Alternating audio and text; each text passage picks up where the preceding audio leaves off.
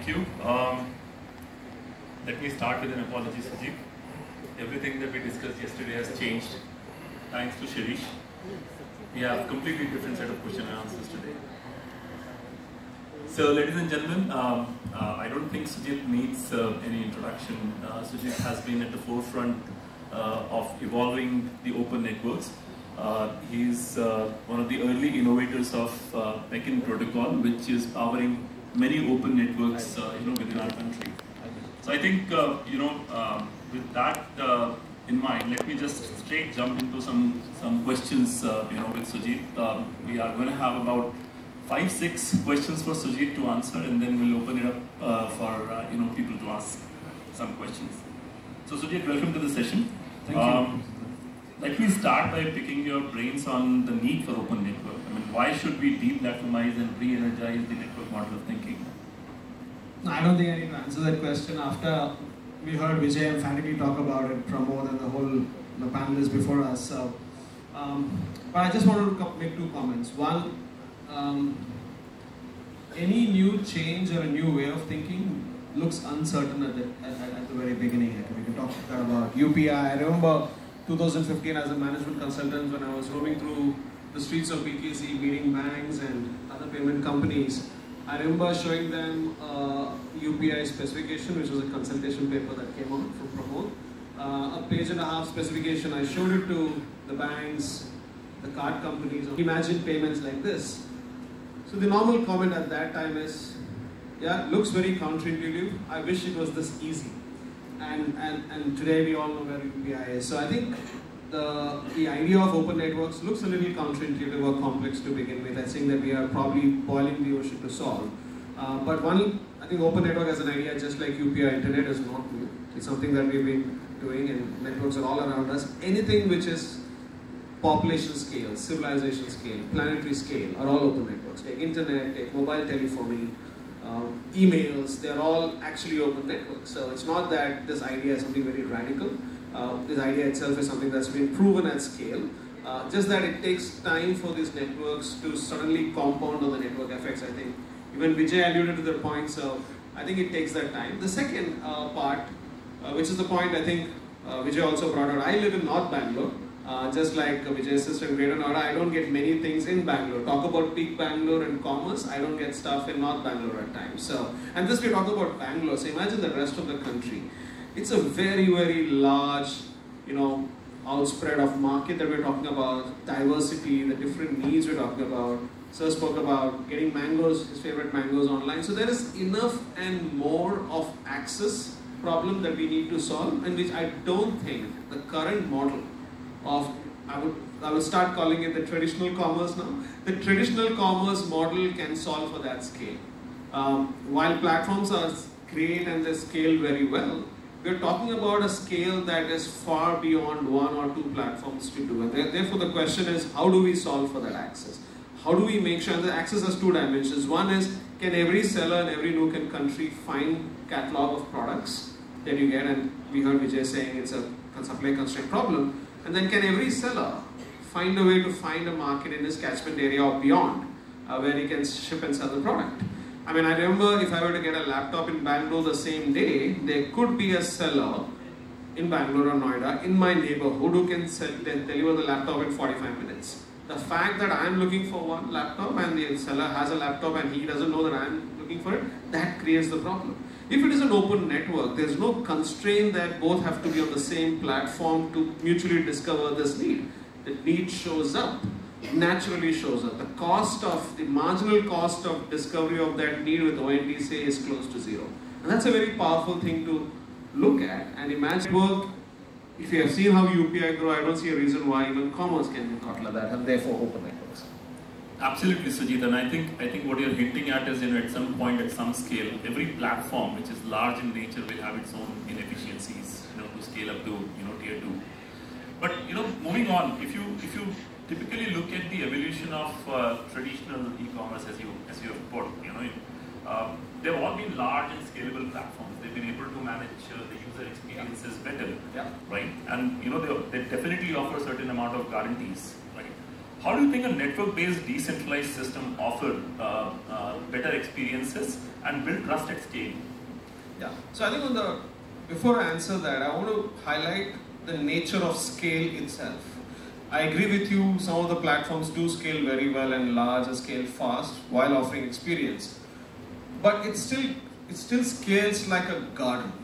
You have a gardener, you're curating the garden, but gardens don't scale as much as a forest does. Forests grow exponentially. Forest takes time to grow, but once it grows exponentially and it finds its own equilibrium. What India needs as an ecosystem for democratizing access to commerce is the forestry. And in forestry, you don't pick and choose which flora, which fauna to grow, they evolve. It requires many micro value creation, life creation activities that happens in a forest. I think in case of ONDC, in case of India for open networks, it is trying to enable that forestry, because I don't think there is one standard way of buying and selling for which you premeditate a user experience, say that is the user experience that's going to work for 900 million adults or 1 billion people in the country. That's not going to work. We got to redefine user experiences that comes with a whole lot of vagaries and nuances, and this contextual, it's regional, we need this in local vernacular, we need the local seller to be able to speak in a local vernacular and be able to publish a catalog, and buyer trying to find a range of things.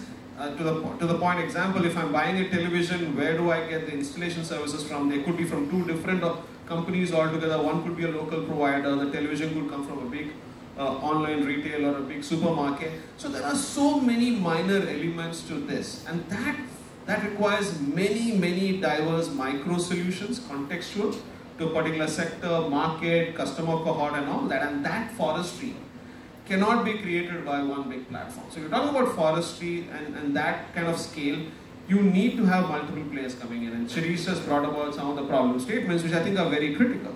I mean, how do we solve for reverse logistics if you're shipping up 2 t-shirts to some Jharsuguda and expecting them to return? Who's going to be the last mile logistic provider who's going to be available? Are you going to find a pre-contract and then say, let me serve this pin code? Or you have, maybe somebody's putting up the hand and saying, I can manage this for you, while you focus on delivering your product or offering a great catalog, while somebody else solves the fulfillment problem without you even knowing. And that is probably what India needs, and I think, as I can understand from my conversation outside of India, most of the world require. Interesting. But Sujit, if you look at the overall, the de-platformization and thinking of a network construct, you also, need to think about the complications that are involved, the intricacies of contract between the two parties, and I think, Vijay and the previous panelists also touched upon it. The one guarantee that you get on a single platform, that you have everything concentrated in one place. In an open network, do you think this becomes a little bit of a challenge for ecosystem to sort of build trust at this scale? Certainly, and that's what we need to transcend.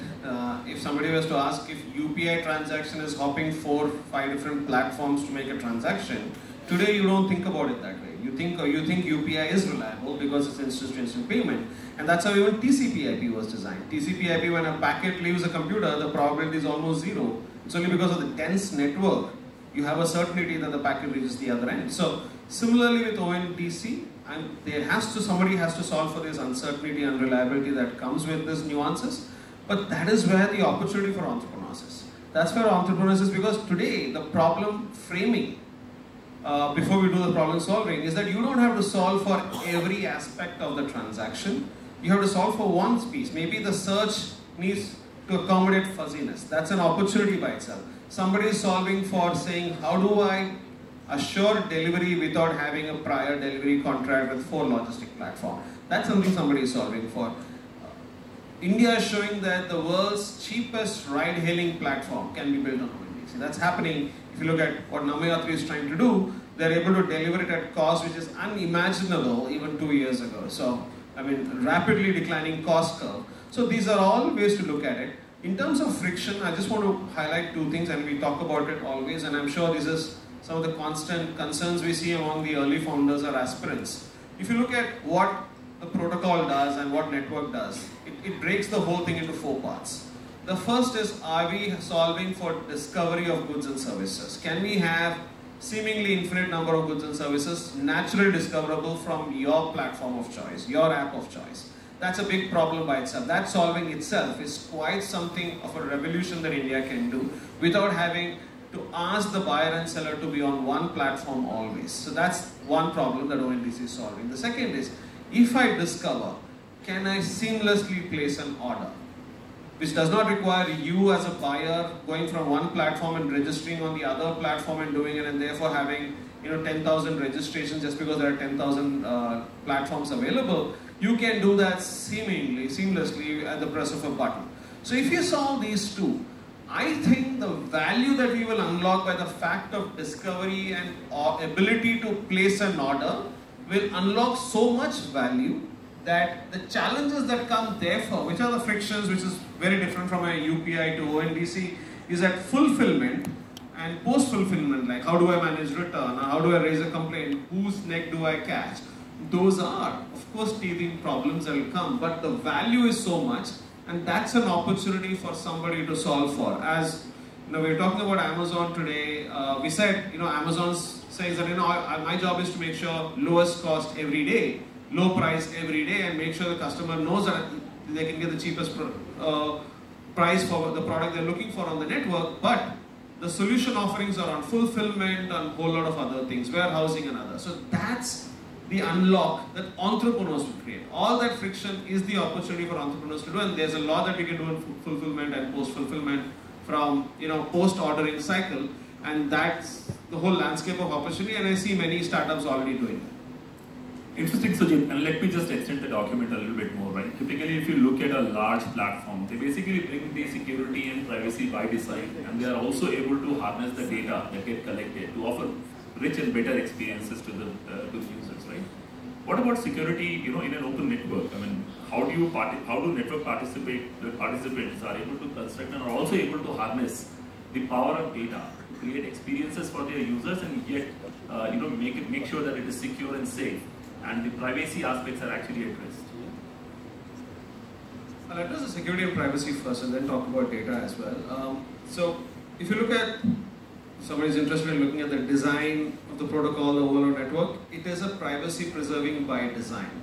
The fact that, the first simple example is that you can choose any app where you think your privacy is most protected. Could be Paytm, could be others. And you can find any catalog of goods and services, shop from that platform of choice which protects your privacy. You don't have to be on different platforms to buy. So you can control your privacy by finding your access point, your app, without having to worry about not losing about, therefore, the richness of choice and catalogs you get from the network. So by definition, it gives you a choice to go with what you think is the most privacy preserving app that you have that you can control. The second, by design itself, we believe that design is purely peer-to-peer. It goes with the principle of optimal ignorance, where no two nodes transacting with each other are exchanging any personal data or anything. Unless you're given a consent, sometimes you do have to give a door number and an address for things to happen. But that, again, other than that, it's completely a peer-to-peer transaction. Even ONDC as an institution does not get to see the transaction. It's completely between the two nodes that are participating. Second is a transaction is a bilateral contract, dual-digitally signed, totally encrypted. So just like how you're saying WhatsApp is end-to-end encryption, therefore you can send messages, this transaction is totally encrypted with no other party looking at it. And the nodes itself are brought onto this network through this whole registry mechanism that ONDC has curated, where there's some establishment of the businesses, platform businesses that are there, who are legal, registered in India, have a GST going, and those are the ones that are getting. So you don't expect some random platform showing up from other part of the world and saying, oh, you've taken an order and not delivered and even taken my money. So there are a bunch of things that by design it does. But of course, there are a lot more that we can do. Each platform has to solve for its own security and privacy, which they would have anyway done if they were outside the network trying to be on their own. So while each nodes are secure, the network by itself gives you a very secure infrastructure by design. Interesting, Sujit, and I think you're also making up a case for a community-led governance, to ensure that some of these principles are not violated in any form. Besides the security of registry and doing KYC before you allow anybody to have access to the network resources. Yes, no, I did miss the point on data, but you're right. I think there are networks inspired by ONDC. There are implementations that are happening outside of the world where Most of this is a very community-led, bunch of entrepreneurs coming together and saying that, okay, there's some bit of a social trust in that community. And then they are coming together and framing rules. I understand ONDC has user governance council through which we are establishing those governance rules and principles. So that's something that we can do. Just on the data part, I thought it would be useful for the audience because there's so much of data unlock that ONDC will do. I just wanted to leave these three thoughts. I don't think any other country will be unlocking a data stream on commerce like India would do on ONDC. Think of, this is like almost like a smartphone moment that we're going through when it comes to data. The fact that every pin code, every buyer app is doing some search across the users across any pin code are doing that search itself is broadcasted on the network. So if you're a seller node, you get the richness of that data that you would have paid tons of money to get access to. If you're on ONDC as a seller app or as a brand trying to set up a D2C app on ONDC, that data stream unlock is unlike ever, and that's completely democratized, and that is such an important thing to plan for your inventory, plan for your supply chain, plan for what could be the new experiences. That is something that's coming up. Second, with ONDC's open data reporting and policy, India is anyway becoming a real-time data economy. We get to see our UPI transactions, GST transactions at the end of every month. I'm already seeing some startups generating open data on ride hailing on an hourly basis, so you can see how many exactly rides are happening in one part. Imagine if that data comes across from an open data, and if you're a Gen AI trying to build a local vernacular LLM based product and trying to harness this data. There's one startup which wants to create an e-commerce virtual newspaper for the retailers in the network.